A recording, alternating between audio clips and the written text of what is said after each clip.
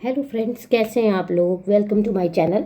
तो आज एक बहुत इम्पॉर्टेंट टॉपिक पे हम डिस्कशन करेंगे। बहुत से लोगों की क्वेरीज होती है कि ब्लीच आप हमारी स्किन पे क्यों नहीं लगा रहे, या आप D10 क्यों लगा रहे, या आप ब्लीच D10 क्यों लगा रहे, ब्लीच क्यों नहीं लगा रहे। तो हमें ये समझाना थोड़ा सा टफ हो जाता है, तो मैंने सोचा आज चलो एक छोटी सी वीडियो बना देते हैं ब्लीच और D10 के ऊपर। देखिए, ब्लीच क्या होती है। ब्लीच आपकी सेंसिटिव स्किन पे कभी भी अप्लाई नहीं होती है।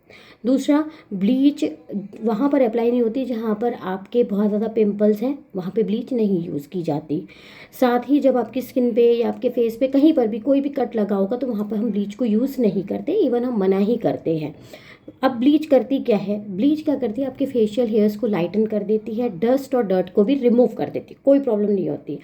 ब्लीच के अंदर थोड़ा सा एक्टिवेटर का रेशो हमें ध्यान से यूज़ करना पड़ता है। अगर हमने एक्टिवेटर उसमें ज़्यादा डाल दिया तो वो ईचिंग इफेक्ट आ जाता है उसके अंदर, और क्लाइंट को बहुत ईचिंग भी हो जाती है, कभी कभार रेडिश भी हो जाता है। अब हम बात करते हैं D10 की। D10 बहुत सेफेस्ट तरीका होता है आपके फेस पे से टैनिंग को रिमूव करने का। D10 सेंसिटिव स्किन पे अप्लाई आराम से हो जाती है। अगर आपके फेस पे पिंपल्स हैं तो भी आराम से यूज़ हो जाती है। कहीं पे हल्का सा कट भी लगा हुआ है तो भी आप यूज़ कर सकते, कोई दिक्कत नहीं होती। ब्लीच को आप मंथ में 2 टाइम्स यूज़ कर सकते हैं, बहुत ज़्यादा ब्लीच को यूज़ नहीं करना चाहिए। साथ ही D10 जो होता है वो वीक में आप 2 से 3 बार इजीली यूज़ कर सकते हैं, उसका कोई साइड इफेक्ट नहीं होता। 10 to 15 मिनट्स आपको लगाना होता है, उसमें किसी तरह का कोई एक्टिवेटर नहीं होता। ये ध्यान रखिए कि आप जब भी आप D10 अप्लाई करेंगे तो आप ये मत सोचिएगा कि उससे आपके फेशियल हेयर्स लाइटन होंगे, नहीं होते।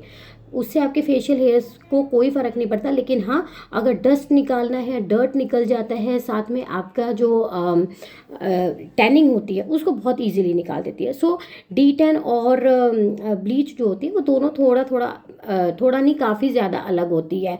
सेंसिटिव स्किन पे आपको कभी भी ब्लीच अप्लाई नहीं करनी, जबकि अगर D10 की बात करें तो आप सेंसिटिव स्किन पे आराम से अप्लाई कर सकते हैं। दूसरा, जो D10 पैक होता है वो कभी भी बहुत ज़्यादा ड्राई नहीं हो जाता, वो क्रीमी बेस में ही रहता है। 10 to 15 मिनट्स लगाइए और फिर उसको रिमूव कर दीजिए। अब मैं दूसरी बात करती हूँ कि अगर आप घर पे हैं तो आपको D10 और ये ब्लीच कैसे लगानी है। पहला प्रोसेस क्लिनजिंग का ही होता है। क्लिनजिंग को आप कभी भी मिस मत करिए। अपने फेस को अच्छे से क्लिनजिंग मिल्क से पहले मसाज कीजिए और फिर उसके बाद में आप ब्लीच को अप्लाई कर लीजिए। इसी तरह से D10 में भी होता है। आप सबसे पहले अपने फेस को क्लिनजिंग करिए, इसके बाद में D10 पैक लगाइए, 15 मिनट्स अप्लाई करके रखिए और उसको आप ठंडे पानी से धो लीजिए।